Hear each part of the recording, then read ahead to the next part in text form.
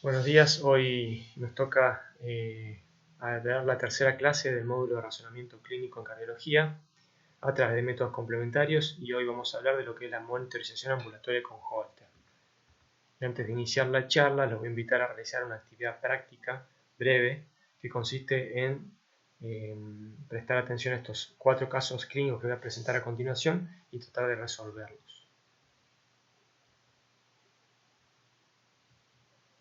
Bueno, la idea es que paren o pausen el video, la reproducción, y se tomen el tiempo necesario para leer detalladamente cada uno de esos casos y responder a las 2 consignas principales que son a cuál de estos 4 pacientes usted le solicitaría un Holter, y la segunda consigna es qué esperaría encontrar, o sea, cuál piensa que sería el resultado de ese estudio.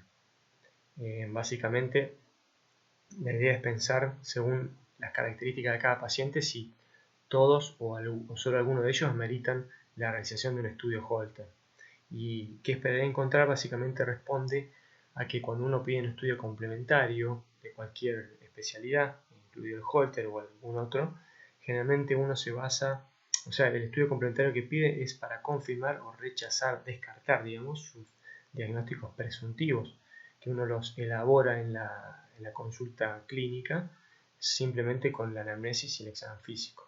Digamos, con esos 2 elementos uno elabora uno o varios diagnósticos presuntivos y el método complementario, en este caso el Holter, se pide para confirmar o descartar esos diagnósticos. Muchas veces aparecen otros diagnósticos que uno no sospechó, pero habitualmente, digamos, uno si hace una buena anamnesis y un examen físico y es idóneo en el tema, con eso es suficiente, ya los diagnósticos van a surgir y con los métodos complementarios lo confirman. Esa es la idea, digamos, de pensar esta actividad para trabajar, digamos, lo que es el razonamiento y la deducción. Sigamos ahora con la clase. La definición correcta sería o completa la monitorización ambulatoria dinámica, electrocardiográfica y ambulatoria para diferenciarlo de lo que es la monitorización internado de los pacientes en las unidades de terapia o unidad coronaria. Y el nombre Holter, con el que habitualmente lo llamamos, es en honor al subcreador o desarrollador, el doctor Norman Holter, que allá por el año 1961 se interesó en realizar trazados electrocardiográficos en sus pacientes, pero por periodos más prolongados. Y el electrocardiograma que ustedes conocen con el Holter tienen muchas similitudes, de hecho el fundamento es el mismo. Los dos son una representación gráfica de la actividad eléctrica del corazón, pero no es lo mismo, obviamente, ya que la principal diferencia es el tiempo en que uno registra la actividad eléctrica del corazón.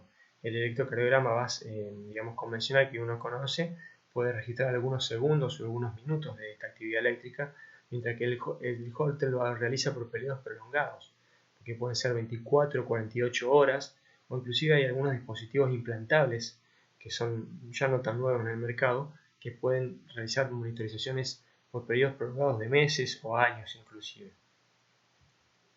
La otra gran diferencia entre estos dos es la cantidad de derivaciones o canales, por decirlo así, que van a registrar. El electrocardiograma convencional generalmente registra 12 derivaciones y puede registrar más. En cambio el Holter habitualmente no registra más de 3 canales, inclusive a veces son 2 o un canal los que van a representar. Pero la ventaja también con el electrocardiograma, también esa similitud es compartida, es que estos registros son simultáneos y eso permite observar fenómenos eléctricos en diferentes derivaciones, o sea, de diferente ángulo, por llamarlo de una forma, y nos mejora o ayuda a interpretar estos fenómenos normales o patológicos.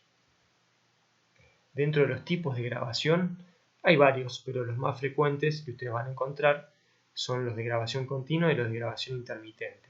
Los de grabación continua en realidad son los más frecuentes, lo que ustedes van a ver en la práctica clínica, que es en un periodo de 24 o 48 horas el equipo registra toda la actividad eléctrica del corazón, absolutamente todos los latidos o despolarizaciones, y las grafica, las marca y después las analiza, pero no se escapa ningún latido, no importa si este es normal o patológico.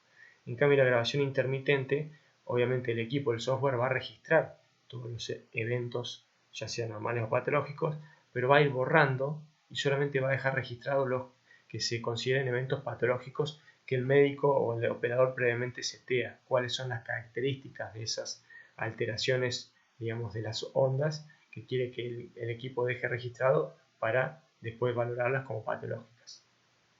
Esta última forma de grabación tiene la ventaja de poder grabar periodos más prolongados, porque en teoría, digamos, nos ahorraría tiempo de leer todo lo normal y solamente registraría lo patológico, pero por ahí tiene el error de algunos eventos que la máquina, por decirlo, el software considera normales, los borra, pudiendo saltar algunas alteraciones que no son evidentes para el software de la inteligencia artificial. Y bueno, ¿qué necesitamos para realizar una monitoreo Holter? Básicamente lo que cuentan todos los equipos en la actualidad, que son un sistema de electrodos que sean adecuados y estén en buen estado, una grabadora que es la que va a registrar toda la actividad eléctrica de cardíaca, y un procesador o software que es la que va a analizar esa actividad grabada. El Holter utiliza derivaciones bipolares. Esto quiere decir que tiene dos electrodos, de los cuales uno es positivo o explorador y otro es negativo. Y además de esto, hay un electrodo indiferente que es el electrodo neutro, que es neutro para todas, tanto positivas como negativas, y este se utiliza como masa a tierra para mejorar la calidad del trazado. Y básicamente, según la cantidad de electrodos, tenemos la cantidad de canales que va a registrar el electrodo. Es así que tenemos tres tipos de registro o de Holter, que son el que cuenta con 3 electrodos, va a registrar un solo canal, habitualmente es muy poco utilizado.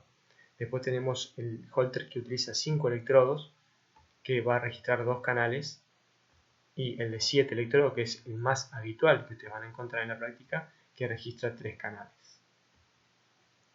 Esta es una representación gráfica de la ubicación o la posición de los electrodos positivos, negativos y neutros.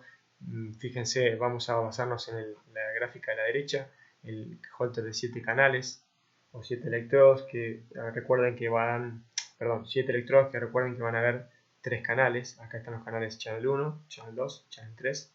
Fíjense que en la columna de la derecha están las derivaciones positivas o exploradoras, o sea, cada fila representa un canal, ¿no es cierto? Y la columna representa los electrodos positivos, negativos. El verde es neutro, que generalmente se coloca donde iría, digamos, en el vértice inferior derecho del tórax, en la misma posición que lo quería la pierna derecha. Y, por ejemplo, cada canal representa una derivación que tiene su recíproco en el electrocardiograma de superficie convencional. Por ejemplo, acá el canal 1 está registrando la derivación B5. Esto quiere decir que el electrodo explorador, o sea, el positivo, que en este caso es de color rojo, se va a ubicar donde iría la derivación B5. Su negativo está en el hombro, en el brazo derecho. El canal 2 va a registrar la derivación B1, precordial B1. Su negativo es el negro, que va en el hombro izquierdo, y la derivación positiva o exploradora, que es de color marrón en este caso, va en el segundo espacio intercostal parasternal derecho. Y así registramos la actividad eléctrica en la derivación B1 y así sucesivamente se pueden ir modificando. ¿Y para qué es importante la posición de los electrodos? Básicamente porque según la posición de cada electrodo va a ser el registro que tenemos de determinados eventos. Por ejemplo, las derivaciones B3, B5 y B6 obtienen un buen registro del QRS y del segmento ST, y esto nos va a mejorar digamos, el entendimiento o la observación de fenómenos, por ejemplo, arritmias ventriculares o cambios isquémicos, ya sea supra o infra ST, alteración del segmento ST. En cambio de las derivaciones B1 y B2, que son las precordiales derechas, obtienen un buen registro de la onda P, y esto nos va a servir para observar arritmias de tipo supraventriculares o bloqueos, por ejemplo. Importante, muy importante obviamente, la elección de electrodos adecuados. Generalmente están confeccionados con una aleación que contiene cloruro de plata, que es un material conductor. Hay que colocarlos de forma correcta, tienen que estar perfectamente aislados para evitar fugas y entradas de corriente, y la preparación debe ser la apropiada en la piel. ¿En qué consiste esta preparación? Bueno, los pacientes, obviamente los hombres, porque las mujeres no, pero los hombres que tienen vello en la parte del tórax, hay que rasurarlo para que el electrodo cuente con una porción que es adhesiva, y si tiene mucho pelo el paciente del pecho, el electrodo se va a despegar y el trazado va a ser pésimo. Otra cuestión importante es, tanto en hombres como mujeres, en hombres luego del rasurado, hay que frotar bien, digamos, la piel con una torunda, una gasa o un algodón con alcohol. Esto nos sirve para eliminar el estrato córneo y todos los detritus y el material, digamos, de las glándulas ceruminal, que son materiales dieléctricos, o sea que no conducen y alteran la lectura del trazado. Es muy importante elegir buenos electrodos de buena calidad, porque hay electrodos de diferente tipo de calidad en el mercado y algunos no son buenos y no permiten la realización de un buen trazado eléctrico en el holter. Otra cosa importante es colocarlos generalmente en planos óseos. Esto quiere decir evitar las masas musculares grandes como los pectorales o otras masas deltoides, por ejemplo, o las zonas de mucho panículo adiposo, porque son poco conductores y pueden interferir, aparte de los músculos con sus despolarizaciones, digamos, pueden producir un ruido que después se ve el trazado alterado. Y también muy importante que el cableado, digamos, esté en buenas condiciones, sin fugas, sin fracturas del cable, y hay que adherirlo a la piel con cinta adhesiva siempre, en el lugar donde se conecta al electrodo, adherirlo bien para que no haya vibraciones, y si son muy largos los cables hay que hacer un bucle, adherirlo a la piel también, evitar lo máximo posible las vibraciones. Bueno, en cuanto al procesador y software del equipo, básicamente todos los holters, todos los equipos actuales disponen de un sistema de análisis automático capaz de clasificar mediante criterios morfológicos los complejos, y esto nos ayuda al médico a ahorrar gran parte del trabajo del operador. Gran parte, ¿por qué? ¿Qué sucede con este software de lectura automática? Bueno, no está exento de errores, el ruido, la interferencia que se puede generar en el trazado eléctrico puede confundir a la máquina y hacer lecturas erróneas, por ejemplo, ver arritmias cuando en realidad es una vibración de la línea de base por un ruido eléctrico, por decirlo así. Entonces el médico no le queda otra que revisar siempre absolutamente todo el trazado eléctrico para corroborar si lo que la máquina, la computadora informó es correcto o no. ¿Y cuáles son los parámetros que nos van a informar? Eso uno va a ver en el informe del holter, que es lo que automáticamente realiza el software y el médico controla, principalmente el ritmo cardíaco, o sea, si es un ritmo predominantemente sinusal o completamente sinusal, o alterna con algún otro tipo de ritmo, por ejemplo una fibrilación auricular.